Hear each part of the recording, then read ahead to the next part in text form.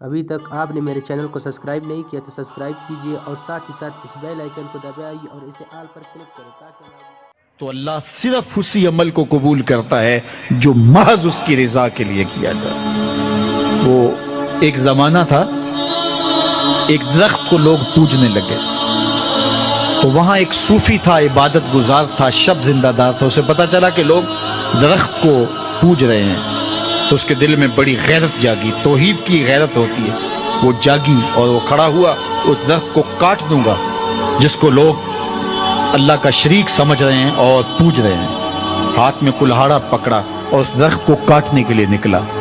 راستے کے اندر شیطان کھڑا تھا، اس نے کہا میں تو نہیں جانے دوں گا، اور شیطان نے راستہ روکا، اس نے پٹک کے شیطان کو زمین پہ مارا اور اس کی چھاتی پہ بیٹھ گیا۔ شیطان بہت مکار ہے اور وہ ہر ایک کو ایک طریقے سے نہیں لوٹتا، اس کے بڑے مکر و فریب اور دجل و تلبیسات ہیں۔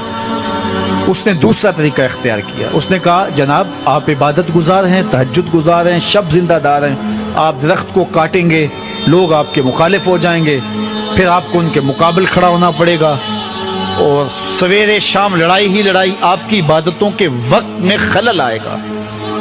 تو آپ نے ان کی قبر میں تھوڑا جانا ہے، آپ کی قبر اپنی ہے، ان کی قبر اپنی ہے، آپ چھوڑیے ان کو۔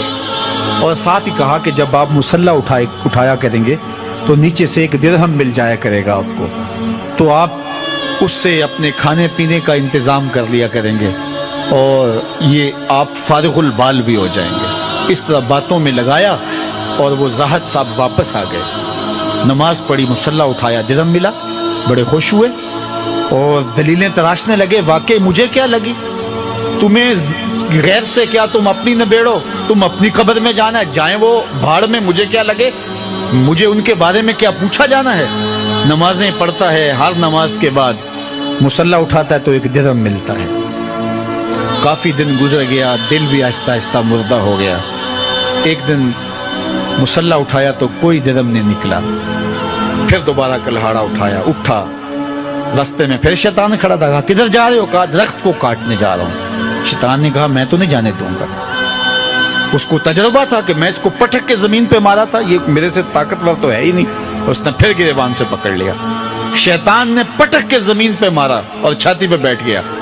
وہ زاہد صاحب پریشان ہو گئے، شیطان کو کہنے لگے کہ یہ کیسے ہوا، میرا تو تجربہ ماضی کا یہ تھا کہ میں طاقتور ہوں اور تم کمزور ہو، لیکن اب تم نے پٹک کے مجھے زمین پہ مارا۔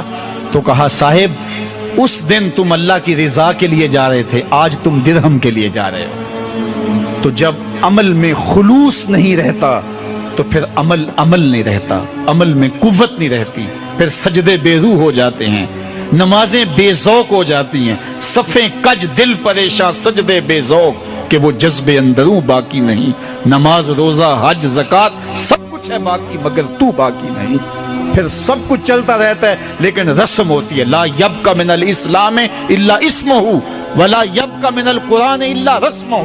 پھر قرآن پڑھا جاتا ہے، رسم ہوتا ہے، قرآن دل کو پھر نہیں بدلتا، اس لیے کہ رسم ادا ہو رہی ہوتی ہے۔ جب رسم ادا ہو رہی ہو تو پھر قرآن دل کو نہیں بدلتا۔ جب قرآن کے طور پہ پڑھا جا رہا ہو پھر یہ دلوں میں رنگ اتارتا ہے اور معرفت کا نور دیتا ہے اور دلوں کے زنگ اتارتا ہے۔ حضرت